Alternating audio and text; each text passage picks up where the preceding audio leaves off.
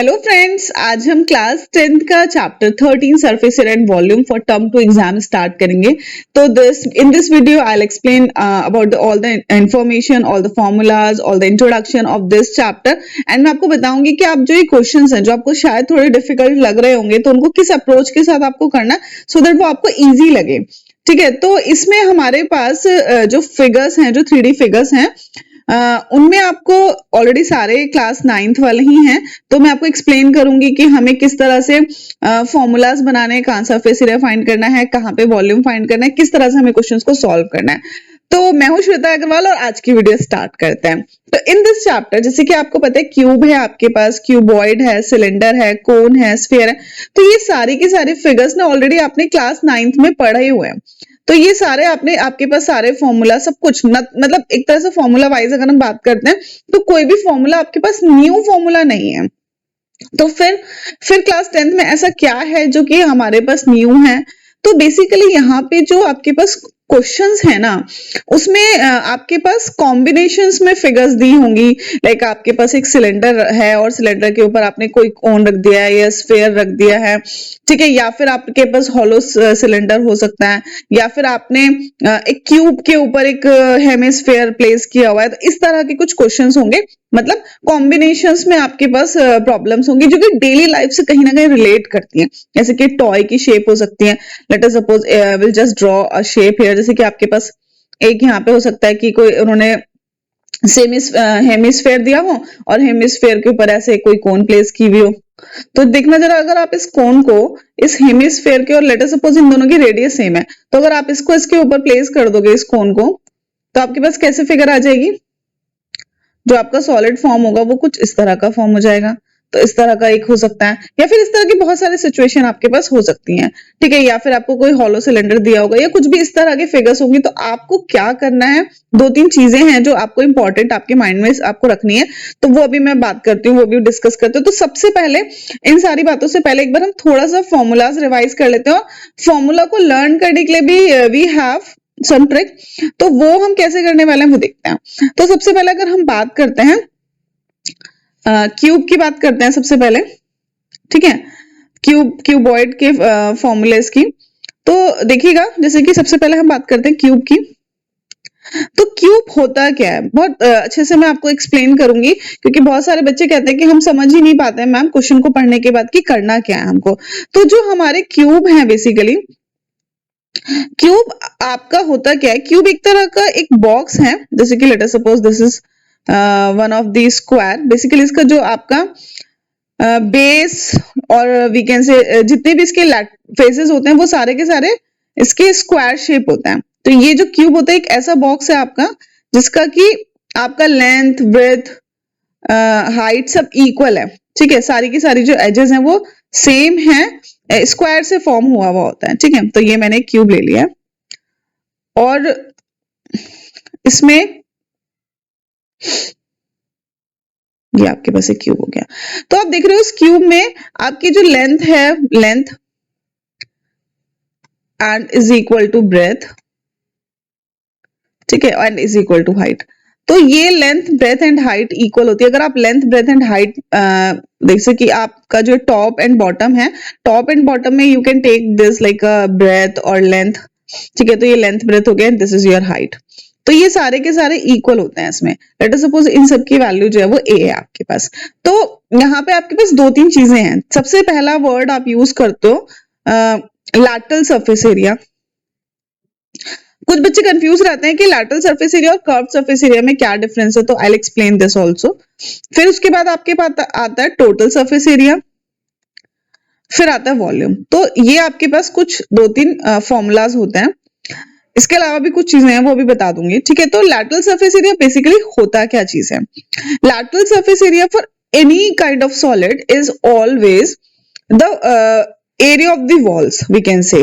जैसे कि जिस रूम के अंदर आप बैठे हो, तो उस रूम की जो वॉल्स हैं वो, उसका अगर एरिया हम फाइंड करते हैं, सिर्फ वॉल्स का एरिया, टॉप और बॉटम को हम इग्नोर कर देते हैं, सिर्फ हम वॉल्स को लेते हैं, तो उसको हम बोलते हैं लैटरल सरफेस एरिया।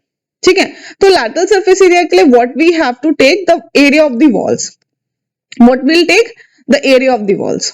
ठीक है, तो यहां पे होगा एरिया ऑफ द वॉल्स।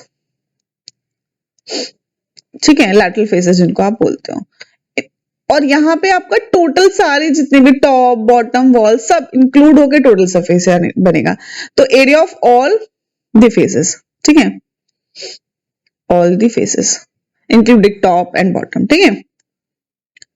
तो फेसेस तो आप आई थिंक समझते होंगे ना, तो दीज आर द फेसेस, ये टॉप फ्रंट बैक जो मतलब एक तरह से वॉल्स और ये सब फेसेस, ये 6 फेसेस होते हैं क्यूबॉइड में। तो जब भी आपको किसी का लैटरल सरफेस एरिया निकालना होगा ना, तो इसके लिए जर्नलाइज फॉर्मूला है हमारे पास। ये कोन में नहीं लगेगा, इस तरह के फिगर्स में लगता है जिसमें हम ऐसा मान सकते हैं बेसिकली क्यूब को आप क्या मान सकते हो कि एक स्क्वायर है आपके पास और स्क्वायर प्लेट को ऐसे ऐसे एक दूसरे के ऊपर आपने प्लेस किया तो आपके पास क्यूब बन गया।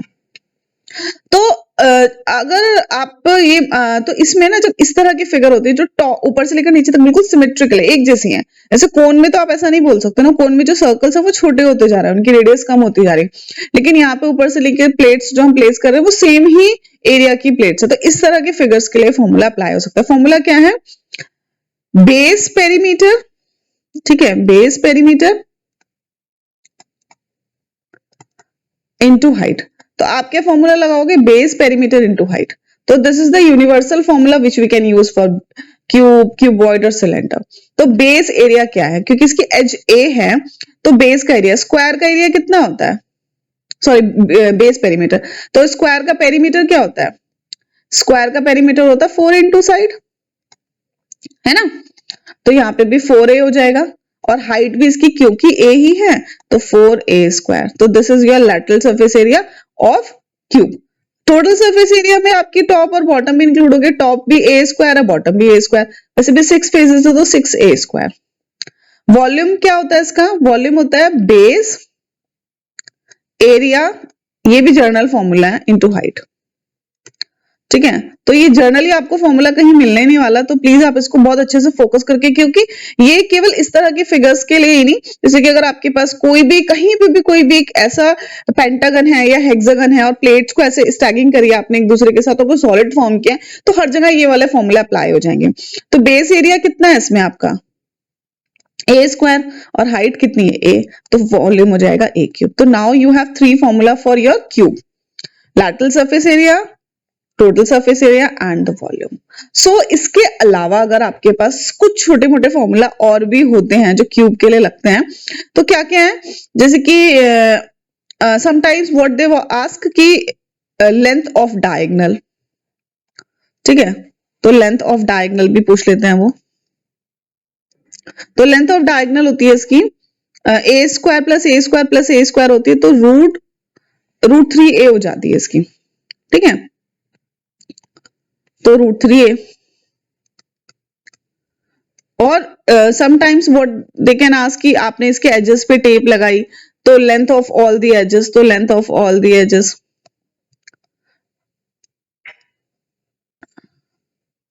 तो वो क्योंकि कितनी टोटल कितने एजेस होते हैं? 12 होते हैं, तो 12 डायगोनल क्या होगा आपका? यहां से लेकर अगर आपने ये एक इस तरह से आपने यहां से यहां तक आप इसको ज्वाइन कर दो तो डायगोनल बन जाएगा आपका, ठीक है। तो दिस इज योर डायगोनल, ये रूट 3a हो जाएगा। तो this is all about your cube.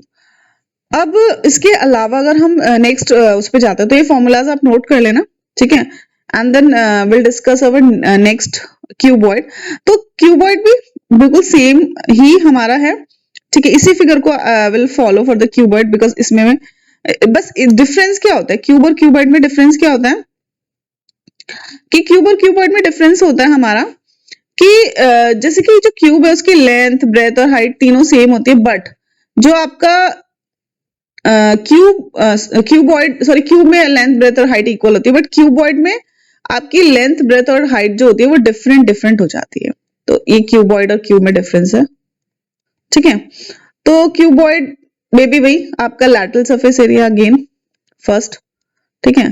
तो लैटरल सरफेस एरिया वही बेस पेरीमीटर। अब इसकी बेस पेरीमीटर कितनी होगी? क्यों? क्योंकि ये क्या है, एक रेक्टेंगल से बना है, इसका बेस जो है वो एक रेक्टेंगुलर फील्ड है, रेक्टेंगल है, तो L इंटू बी। तो रेक्टेंगल का ये जो आपका पेरीमीटर होता है वो 2 इंटू एल प्लस बी और हाइट h, तो यही इसका लैटरल सरफेस एरिया भी है, 2l plus B into H, और या फिर 2hl प्लस बी, कुछ भी लिख सकते हो।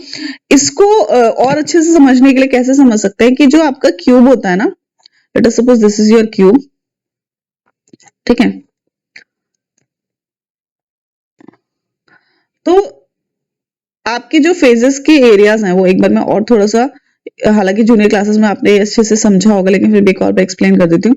लेट अस सपोज ये आपका एल है, ये आपका बी है, तो ये ऊपर वाला इसका एरिया कितना आएगा, एल बी। ये नीचे वाले का एरिया भी एल बी आ जाएगा ना। ये जो मैंने ब्लैक कलर से शेड किया इनका एरिया एल बी होगा, ठीक है। उसके बाद जो ये साइड वाली वॉल्स है, ये वाली, क्योंकि ये एच है तो इस रेड वाले का जो एरिया है वो कितना होगा, बी एच, ठीक है। तो ये बी एच हो गया। अब इसके अलावा जो आपके जो ये फ्रंट वाला है और जो बैक वाला है, इनका एरिया कितना होगा, क्योंकि एल और एच, तो ये एल एच। तो आप ध्यान रखना, दो तो इसमें एल एच होंगे जो कि साइड वाले हैं, और दो बी एच होंगे। तो दो एल एच और दो बी एच को अगर हम ऐड करते हैं तो यही तो बनने वाला है वैसे भी वॉल्स का एरिया, ठीक है ना। तो ये एरिया ऑफ दी वॉल्स जब भी लेना होगा आपको तो आप 2HL+B ही लोगे, ठीक है। इसके बाद आपके पास आता है टोटल सरफेस एरिया। तो टोटल सरफेस एरिया मतलब आप उस वाले तरीके से भी सोच सकते हो कि बेस मतलब एरिया ऑफ 4 वॉल्स, तो इसमें 2HL+B और एक 2LB भी आ जाता है। तो यहाँ पे आप 2 कॉमन ले लो, L+LH LB plus BH plus HL, ठीक है। समटाइम्स व्हाट दे मतलब मॉडिफिकेशन कर सकते हैं डिफरेंट डिफरेंट तरीके से। वो कहेंगे टॉप नहीं लेना है या फिर पेंट व्हाइट वॉश करना है, सीलिंग फ्लोर को छोड़ देंगे तो सीलिंग टॉप लेंगे, और या फिर विदाउट लेड कोई बॉक्स है तो उसमें एक एल भी हटा देते हैं। तो आप एक दो काम कर सकते हो, या तो टोटल सरफेस एरिया में से एक एल भी माइनस कर दो, या फिर लैटरल सरफेस एरिया में सिर्फ एक एल भी प्लस कर दो। उसके बाद वॉल्यूम, वही formula, base area into height. तो जो ये फॉर्मूलाज है ना, ये जो मैंने लिखे हैं, मतलब इसमें खासकर ये वाला बेस पेरीमीटर इनटू हाइट और बेस एरिया इनटू हाइट, ये सब जगह ही लगेगा। तो बेस एरिया एल बी और हाइट एच, तो दैट्स इट, खत्म। इसका भी अगर हमें डायगोनल निकालना है तो लेंथ ऑफ डायगोनल क्या होगी इसकी,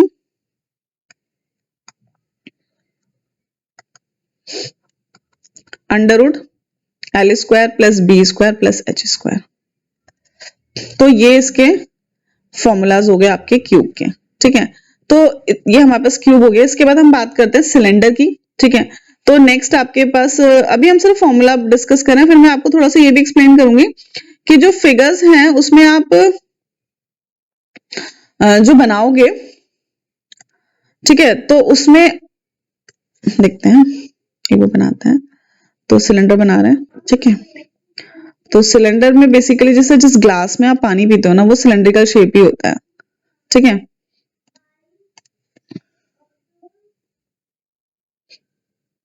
ये आपका सिलेंडर है। तो सिलेंडर के अंदर दो ही चीजें होती हैं जो कि आपको पता होनी चाहिए। क्या क्या चीजें, एक तो इसकी रेडियस, ठीक है।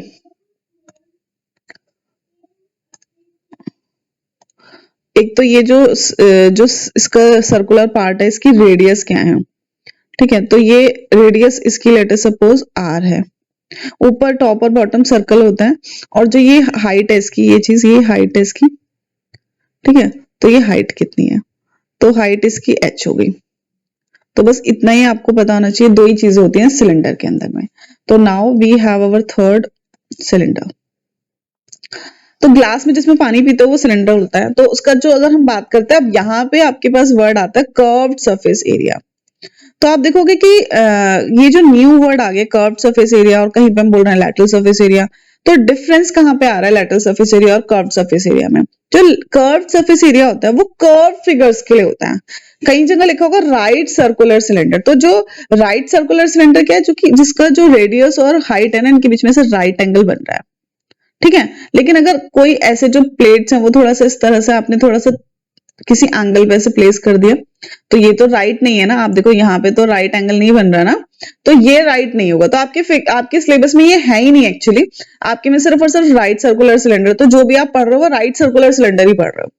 तो डोंट वरी, अगर राइट सर्कुलर सिलेंडर लिखा है या फिर सिलेंडर लिखा तो एक ही बात है, ठीक है। तो इसका कर्व सरफेस एरिया की अगर हम बात करते हैं, कर्व सरफेस एरिया मैंने बोला कि कर्व फिगर्स के लिए होते हैं, because this is a curve figure, this is not form by the line segments ना। So we can say this the surface area of the, there is no wall, there is a curve area, ठीक है। तो इसमें भी curve surface area जो होता है वो टॉप और बॉटम को हटा देते हैं, सिर्फ उसका साइड्स का, जिसमें से आप पकड़ते हो ना, वही उसका कर्व सरफेस एरिया बनता है। तो कर्व सरफेस एरिया का वही फॉर्मूला जो पहले से ही करते आ रहे हैं। क्या फॉर्मूला था? Base perimeter into height. तो बेस पेरीमीटर कितनी होगी, क्यों, क्योंकि ये एक रेडियस r वाला है और सर्कल की पेरीमीटर कितनी होती है, सरकमफेरेंस जिसको बोलते हो, 2 पाई r h। तो फॉर्मूला इजीली आप लर्न कर सकते हो। टोटल सरफेस एरिया की अगर हम बात करते हैं तो टोटल सरफेस एरिया में टॉप और बॉटम भी इंक्लूड हो जाते हैं, एज यू ऑलरेडी नो कि टोटल सरफेस एरिया मतलब सारा। तो इसमें 2 पाई आर एच तो रहेगा ही रहेगा, plus pi r square, 2 pi r square add हो जाएंगे और यहाँ पे आप क्या कर सकते हो, 2 पाई आर कॉमन ले सकते हो, h प्लस आर। तो ये एक फॉर्मूला हो गया। इसके अलावा वॉल्यूम की अगर हम बात करते हैं तो वॉल्यूम के लिए भी वही formula, base area into height. तो बेस एरिया कितना है, पाई आर स्क्वायर, क्योंकि बेस एक सर्कल है, और h। तो this is all about your cylinder. Now the next one cube, ठीक है। तो सॉरी हाँ, कोन। तो कोन की बात करते हैं। तो कोन बना लेते हैं, ठीक है। हम यहाँ पे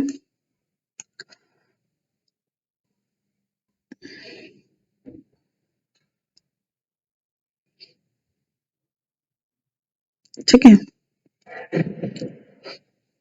तो ये हो गई आपकी कोन।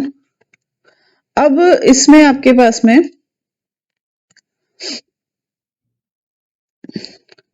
देखना जरा, ये इस कोन में आपके पास इसमें यहाँ पे 3 थिंग्स है जो आपको पता होनी चाहिए।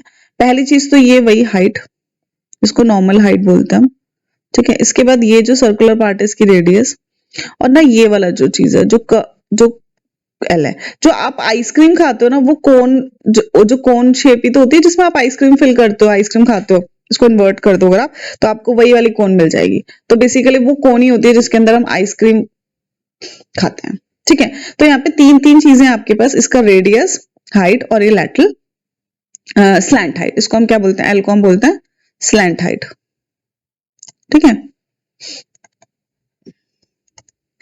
अब आपके पास जैसे कि आपको पता ही चल रहा है यहाँ पे 90 डिग्री बन रहा है, तो सबसे पहला फॉर्मूला इन तीनों में रिलेशन है। क्या रिलेशन है, सबसे पहला l square is equal to r square plus h square. तो सबसे पहला तो एक यही है, ठीक है। उसके अलावा सेम 3 फॉर्मूले होंगे। पहला फॉर्मूला है कर्व्ड सरफेस एरिया। अब यहाँ पे वो चीज नहीं लग सकती है क्या, ऊपर से लेकर नीचे तक एक जैसी प्लेट्स नहीं है ना, जो प्लेट्स का एरिया वो चेंज हो रहा है। तो यहाँ पे आप लर्न करना है इसको, पाई आर एल, ये फॉर्मूला हो गया कर्व्ड सरफेस एरिया का। सेकंड है इसमें टोटल सरफेस एरिया। तो अगर कर्व्ड सरफेस एरिया आता है तो टोटल सरफेस एरिया आप निकाल सकते हो, क्योंकि पाई आर एल, और क्योंकि टॉप में तो कुछ है नहीं, पॉइंट ही है, तो बॉटम में एक सर्कल है, तो पाई आर स्क्वायर। तो पाई आर कॉमन लेके आप एल प्लस आर लिख सकते हो। तो ये आपका, और थर्ड हो गया आपका वॉल्यूम।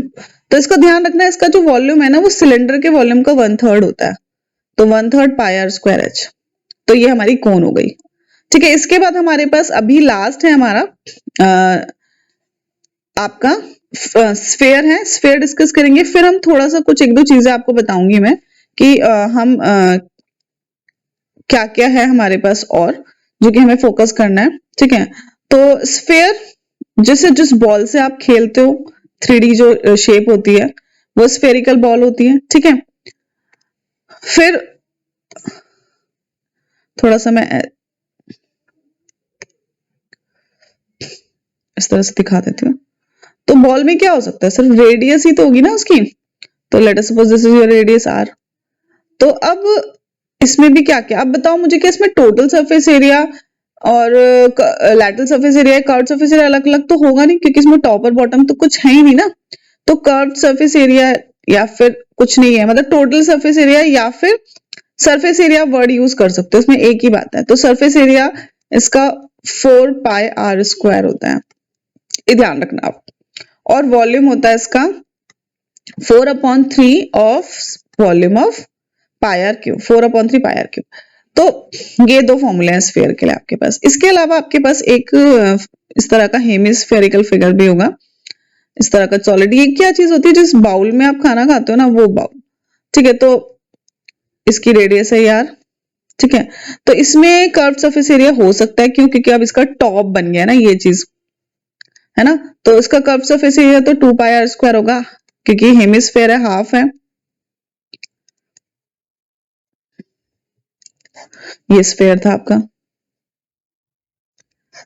फिर हेमिस्फेयर का curve surface area, total surface area की बात करें तो टॉप एक क्या है आपका, सर्कल ही है, तो ये 3 पाई आर स्क्वायर हो गया, ठीक है ना। फिर अगर हम वॉल्यूम की बात करते हैं तो वॉल्यूम इसका just half 2/3 pi r cube. अब तो ये तो सारे फॉर्मूलाज हो गए। अब इसके बाद में at the end we have some important points and we can say the rules for this. If you want you can just note it down. I'm just scrolling for you, ठीक है, तो you can just note it down first.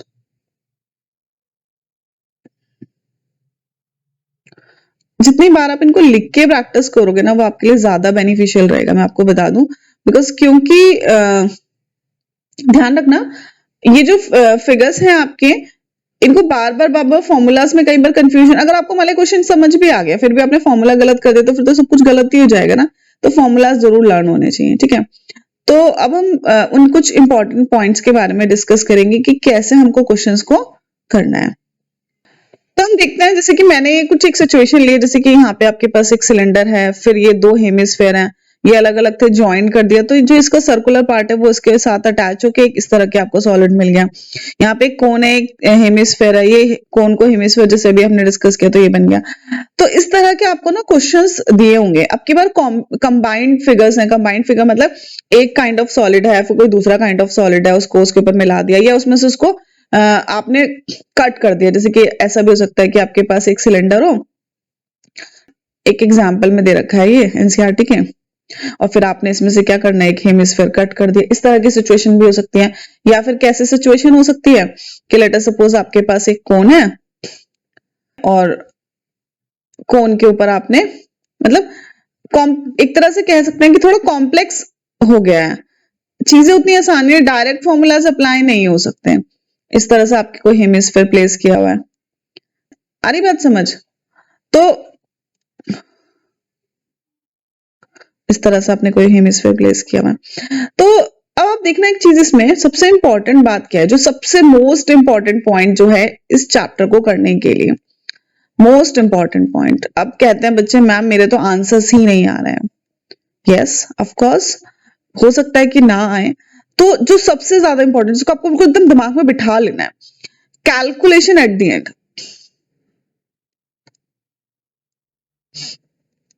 बस एक की है इस chapter की, calculation at the end. Calculation at the end क्यों बोल रही हूँ मैं, आपका जो भी फॉर्मेशन होगा, जो फॉर्मूला बन रहा है, लाइक इस केस में बात करते हैं, इसका अगर हमें सरफेस एरिया निकालना है तो सरफेस एरिया, अच्छा चलो एक बात ये भी कर लेते हैं कि सरफेस एरिया कब निकालना है, वॉल्यूम कब निकालना है, हम बहुत कंफ्यूज रहते हैं बच्चे की कहाँ सरफेस एरिया। तो बहुत छोटा सा पॉइंट है, जब भी आपका कोई फिगर है, कोई भी आपके पास 3D सॉलिड है और आपको पेंट मतलब वो चीज जो कि पेंट करनी है, ठीक है, ब्रश से पेंट करना है, तो जहां जहां पेंट कर सकते हो वो एरिया आप सरफेस एरिया में लोगे, पहली चीज, ठीक है। जैसे कि अगर यहीं पे अगर हम बात करते हैं, इस वाले फिगर की अगर हम बात करते हैं, तो आप कहाँ कहाँ इसको, ये एक सॉलिड था, आपने इसमें से कट कर दिया क्यूब हेमिस्फेयर, तो आप ब्रश से कहाँ कहाँ पेंट कर सके, यू कैन इमेजिन, आप इमेजिन करोगे इसको, तो आप क्या करोगे, नीचे तो ऑब्वियसली कुछ कट नहीं हुआ होगा, तो नीचे तो उसका सर्कल पार्ट होगा ही सिलेंडर का, उसकी कर्व सरफेस एरिया भी रहेगा, और प्लस आप पेंट करोगे तो क्योंकि कट हुआ है तो अंदर एक हॉलो एक इंप्रेशन क्रिएट हो गया, तो वहां पे भी तो आप पेंट कर सकते हो ना, ऊपर खाली हो गया।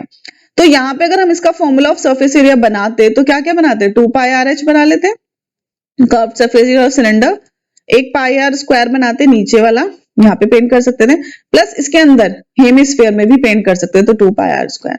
तो ये चीजें तो आप इमेजिन करोगे कि आप कहाँ कहाँ ब्रश से पेंट कर सकते हो, तो आपको पता चल जाएगा कि सरफेस एरिया जनरली हम वॉल्स के एरिया की बात करते हैं कि आपने पेंट करना है या फिर आपने कोई पेपर लगाना है उसके ऊपर, या इस तरह का कुछ। लेकिन अगर हम बात कर रहे होते हैं या फिर क्लोथ, जिस क्लोथ से वो बनाया, इस तरह का कुछ। लेकिन अगर आपके पास ये है कि उसमें कितना आप कंटेन करती है कोई चीज, जैसे अब आपका इसमें सरफेस एरिया, इस फिगर में surface area in that case increase हो गया, बट अगर हम वॉल्यूम की बात करते हैं तो वो कम हो गया, क्योंकि अंदर से आपने सॉलिड रिमूव किया, तो जो बचा हुआ पोर्शन है वहीं पे आपका जिस भी चीज से बना है मेटेरियल वो यहीं बचा है ना केवल, बोलो। तो इस केस में वॉल्यूम इसका रिड्यूस हो गया लेकिन सरफेस एरिया इंक्रीज हो गया। तो वॉल्यूम वो होता है जो कि उसके अंदर कंटेन कर सकता है, मतलब उसके अंदर कितना पानी रख सकते हैं या फिर कितनी एयर है या कोई भी मटेरियल, जैसे कोई गोडाउन है उसके अंदर कितने आपने बॉक्सेस रखे, तो वो सारी चीजें जो है वो वॉल्यूम के केस में आती हैं। तो अब जैसे कि मैं हाँ ये जो बात कर रहे थे, तो फॉर्मूला आप बना लोगे। सबसे पहले आपको ना एक 7 फॉर्मूला बनाना है। जैसे कि अगर आपको एक कोई गोडाउन है उसके अंदर बॉक्सेस रखे हैं और नंबर ऑफ बॉक्सेस निकालना है, तो ऐसे नहीं कि पहले वॉल्यूम ऑफ गोडाउन निकाला फिर वॉल्यूम ऑफ बॉक्स निकाला फिर उसको डिवाइड किया, ऐसा नहीं करना। Direct number of boxes is equal to volume of godown upon volume of one box.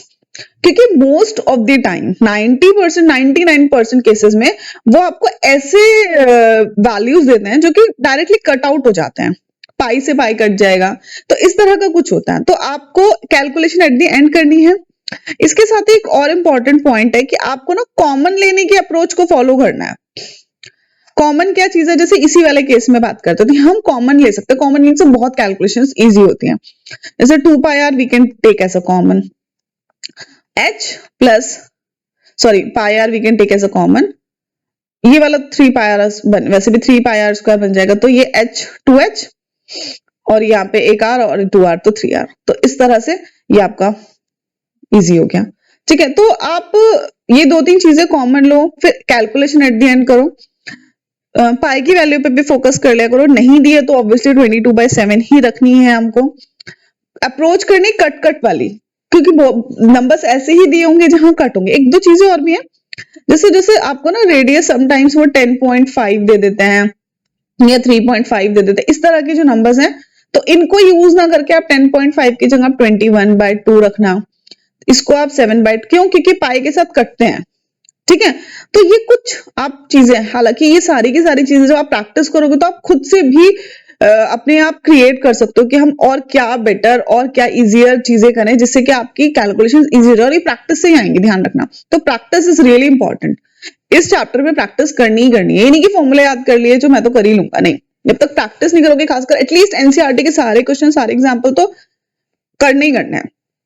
तो यही था इस चैप्टर में। अगर आपने ये सारे फॉर्मूलाज लर्न कर लिए, इन 2-3 इंपॉर्टेंट पॉइंट्स को आपने याद रखा, तो डेफिनेटली आपको कैलकुलेशंस बहुत इजी होंगे और फाइनली आपके आंसर्स भी सही आएंगे, बिल्कुल मैच करेंगे आपके आंसर्स। तो आज की वीडियो में इतना ही करना है। मैं अपनी नेक्स्ट वीडियो में आपको एक्सरसाइजेस सॉल्व कराऊंगी। आई होप आपको कुछ क्लैरिटी आई होगी कि किस तरह से सरफेस एंड वॉल्यूम को आप स्टार्ट कर सकते हो, क्योंकि हर एक चैप्टर को करने से पहले हमें कुछ उसके बारे में इंपॉर्टेंट बातें होती हैं जो कि हमें पहले पता होनी चाहिए, नहीं कि बस एकदम स्टार्ट करते हैं। तो आई होप समझ आया होगा फ्रेंड्स आपको। तो आज की वीडियो को यहीं पे एंड करते हैं, नेक्स्ट वीडियो में मिलते हैं फिर, तब तक के लिए बाय बाय।